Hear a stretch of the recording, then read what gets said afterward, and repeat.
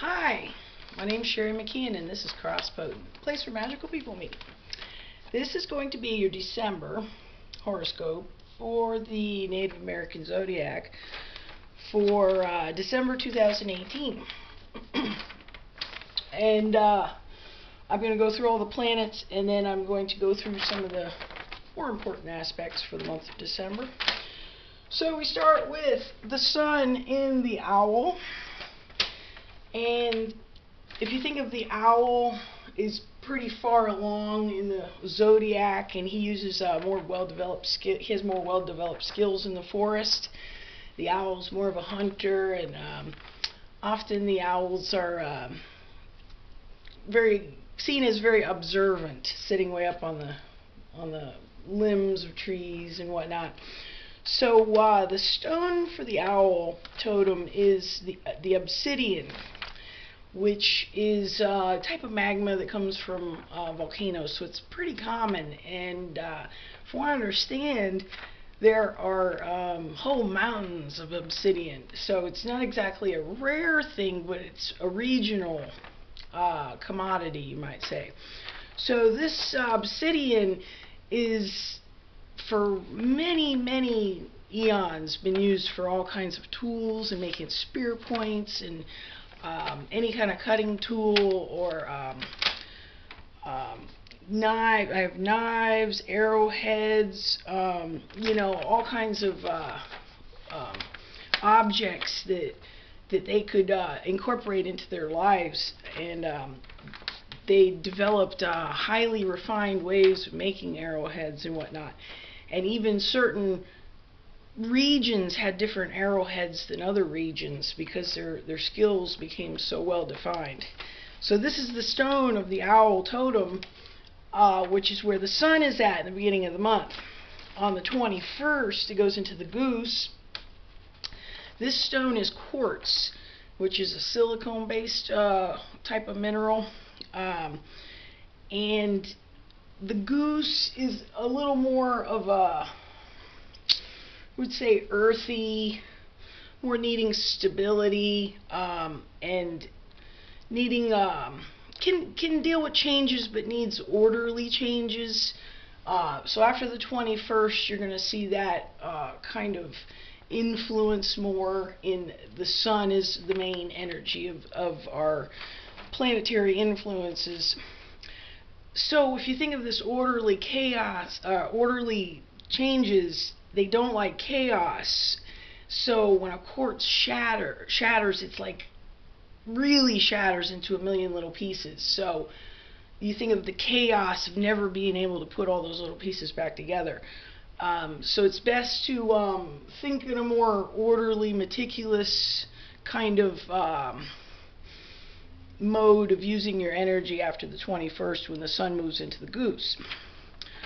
Also, the new moon is on the 7th in the owl, with the sun will be there in the lineup for the new moon. This is the spruce is the wood of the owl. So if you think of spruce, it has it's used for the mast of a ship, and you think of ships sail and always want to explore, and that's very much the owl. So this new moon is a new energy, new time to plant seeds, especially thinking of that idea of traveling or adventuring, or it could be just an adventure to a park in your area. It doesn't even have to be to another country where you need a passport. It could just be an adventure, whatever that is in your heart. So that new moon on the 7th is a time when that's kind of the seed that you need to plant at that time. By the 22nd, we've got the full moon, which is going to be opposite that goose in the flicker, or the woodpecker. It's funny, my woodpecker friends, they always say, I'd rather be called a flicker than a woodpecker. So we're going with flicker, just by general consensus. Okay, so the flicker / woodpecker is a healing full moon. So this is more of like a culmination of some sort of thing that might be healing in your life. And let's see. Mercury is retrograde. Ugh.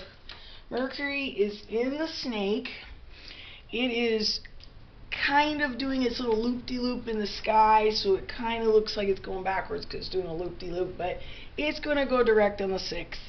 So when Mercury's in the snake in retrograde, you know, the snake is deep and weird anyway, so retrograde is really, expect deep, weird things, but kind of cool things. After the 6th, Mercury goes direct, things straighten out. And it's still going to be kind of weird things. It's still going to be in the snake, which is weird. And strangely happy with the weird stuff. And then after the 13th, it quickly starts moving again, because it's a quick little planet, into the owl, which is more networking. It's more that skills, very skillful, maybe skillful at networking, especially the way with the big societal changes that are going on with social networking. Great time to start implementing that after the 13th, excuse me. So Venus in the Crow. Oh man, thank goodness she's moving forward. In the Crow. Venus in the Crow would rather smile than scowl. That's what I wrote. That's very true. But by the 3rd, already into the snake, Venus, the planet of love, the snake tends to go off the trail. You might say off the beaten track a little bit. Venus in the snake loves a garage sale too. Let's see. You know, Venus in the snake, I would say too, is very sensitive to like signs and omens and stuff. That's something you might want to watch for after it moves into that in the after the 3rd of the month. Pretty much throughout the whole rest of the month. Mars, energy planet in the Wolf. The Wolf's not always nice. The Wolf can be kind of tough, but I think Mars is at fire in the Wolf, which is kind of watery, and it's not necessarily a favorite place of Mars. So think of the Wolf as an ambush hunter. You know, wolves are tough, very tough, and when they get done devouring a carcass, which I have seen in the woods, with a deer or something, they leave a debris field. And it's funny, I often think of the totem of the wolf as kind of the debris field in our life, you know, like what does that debris field look like? You know, it will tell you a lot about the wolf in your chart by comparing that. Let's see, we have Mars conjunct Neptune, and I can't even read my writing here. Swift and cunning. I just have welcome to the debris field. Mark your territory. I guess, you know, pick your debris field and say, this is it. This is me. On Mars conjunct Neptune. I mean, that's pretty powerful in the sign of the Wolf. So that's going to be on the 6th to the 7th, right? Right around the time that Mercury goes direct on the 6th and the new moon on the 7th, right in there is going to be when we're going to have this Mars conjunct Neptune also happening. So that's going to be an interesting point during the month. Next planet is Jupiter in the Owl. Also just went into the Owl. Thank you, stars. Oh man, sweet heavens kisses. Jupiter in the Owl is more, think of tools, man. Tools are lucky. That obsidian tool making faculty of our brain, those kind of skills are lucky. And also, I think it's interesting that once, like, the Aztecs started really mass producing those obsidian, they kind of started mass producing them down there in Mexico, and they were on top of it. And they basically turned arrowheads into kind of a commodity.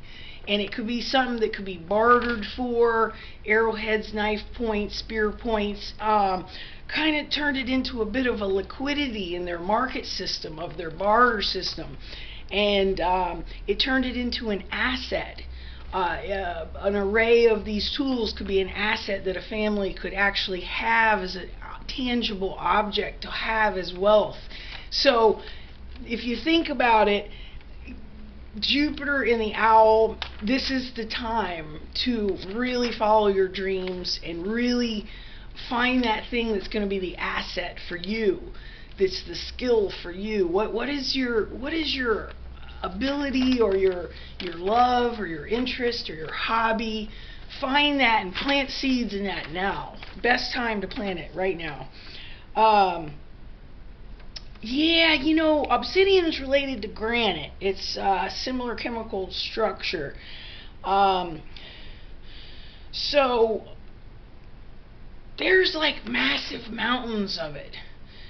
It's not rare in a way. It's just a matter of us having the smarts to know what to do with it, That's the lucky thing about lucky Jupiter. Okay, Saturn in the goose. Castle building. The goose is all about the flock and the legacy of the flock and the fortifications of their life, and they also band together against common threats and stuff. The goose is it's interesting thing about the goose is that the gander, the snow goose and the snow gander will raise the young together. And I might sneeze here in a second. But they band together. They're close knit. And if you think of the goose opposite the flicker, this is home and safety and security, and this is risk. But you still have to be rooted somewhere, even if you do take risk. So this is kind of like a great time with Saturn in that area. Pluto's also in that area. It's a great time to work on that banding and who is your band, who is your group, who's in your castle. Uranus in the Hawk retrograde. The Hawk is a solo hunter. He's a scout. It's funny. The Hawk, the Hawk's planet is the dandelion.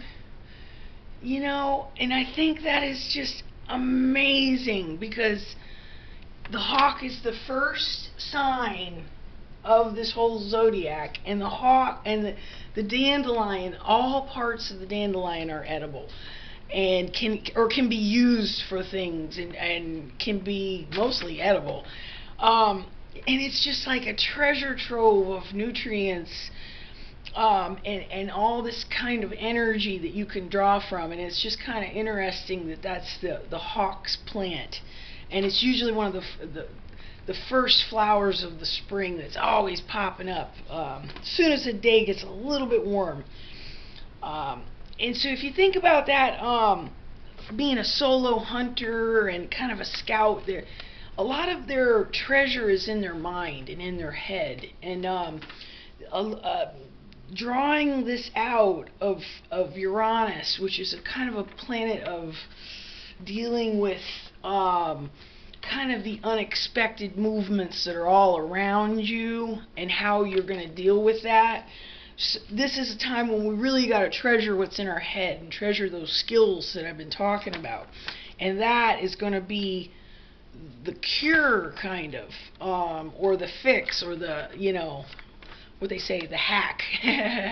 That's the Uranus hack for you right there, Treasure what's in your mind, okay? Neptune in the wolf. Here's that searcher wolf leaving the debris field. Oh man, lots of debris field right now, because Neptune's in its final half of Pisces, or the wolf, and the very end of the wolf is the very end of the cycle, and this is going to be an environment. It's going to have a big variety of things, but it's like a debris field. It's like a garage sale. There's a lot of things there. That doesn't mean you're really going to even spend $1, So it's interesting that, one of the things I feel that makes a wolf so sensitive is their ears, their whiskers, Very sensitive ears, very sensitive sense of smell, and it helps them be that searcher and to search among the debris field and sniff out the best little morsels. So that is how Neptune is behaving. And then Pluto is also in the goose with Saturn. This is that mountain shaking Pluto. And I would think of the goose flying like 1,000 geese flying and honking.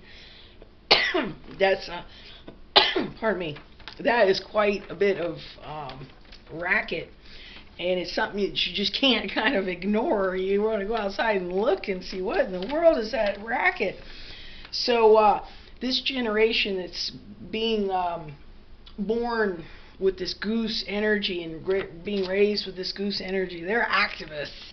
They want things shaking and happening. They're ready to shake mountains. They're ready to honk 1,000 at a time like a flock of geese. It's really fascinating to watch. I'm only mentioning the North Node this time. I don't generally talk about the North Node because it's really kind of not so much inconsequential, but I feel that it's hard to really adapt it effectively into the Native American because it hasn't been really a Native American concept. It's more of a Hellenistic concept. It's kind of overlaid onto Native American older traditions and kind of blended together. So anyway, I'm going to mention it. The North Node has just moved because it doesn't move very often, but it's moved. It's opposite that goose, so it's down here. So the South Node is here. So really, where we're getting a lot of our stuff is in that family rooted part, and where we're leaving our legacy is up in that goose part. So it's really important to get that polarity, kind of a good flow. Some people call it like Kundalini flow, or in China I think it's called Qi. Your energy is your Qi. You've got to get it flowing. Some people think it's like a wheel that spins kind of in your body and out of your body, and you can kind of envision this energy flowing smoother and smoother and work out all the kinks, and that's kind of like energy work and all that. So this polarity is changed, and it was in the salmon for a long time, and now it's swung back and it goes slowly backwards. So this is, well, it is something where we're going to leave behind lasting traditions, I would say, but this is a lot more about love energy. Love energy. I think you're going to hear a lot more about love stories, like real epic love stories, you know, where people are epically in love. It's going to be more of a theme, the home and the, you know, all the treasures that you build up over time in your home. So anyway, I'm not going to mention that too much in further videos because I don't think that's something that we really apply to the Native American. Maybe if I understand it more in the future, I'll add it in, but for now, no. So I mentioned Mars conjunct Neptune, like, woo, on the 6th. Wow. I don't know what's going to happen. Something's going to happen. You can have an interesting day that day, for sure. Okay, zipping right along. You know, the 9th, Chiron goes direct, which is one of those little asteroids that has a real kind of erratic, what you call orbit. You know, like planets have a really older orbit that's very stable for the most part. This little asteroids, you know, some people put them into their horoscopes, but they ping pong around. They're just little tiny rocks. It did go direct, yes. I don't pay much attention to Chiron, to be honest with you. It's so small, I can't, I don't know. I don't have a lot of things to worry about besides that. So anyway, the 16th is also interesting. Venus sextile Saturn, which is love has structure, on the same day as Mars sextile Pluto. This is the 16th of the month. That's energy can fly over mountains. So love has structure is in good aspect, and energy that can fly over mountains. So we're talking love that can fly over mountains. This is where my epic love thing is coming in. Venus is going direct again, and things are getting going in the love department. Watch out for the 16th. There's going to be definitely little hearts floating up, like bubbles. People are going to be like emojiing like crazy. The sun is trine Uranus, the planet of kind of chaos, on the 20th. I would say the 20th is a good day to buy a lottery ticket. You never know. And then, I forgot to mention, on the 31st, the Mars goes into the Hawk. The very last day of the month, Mars goes into the Hawk. But I'll talk about that next month. And that's pretty much it for this month. Thank you for watching, and I will see you next month. Thanks.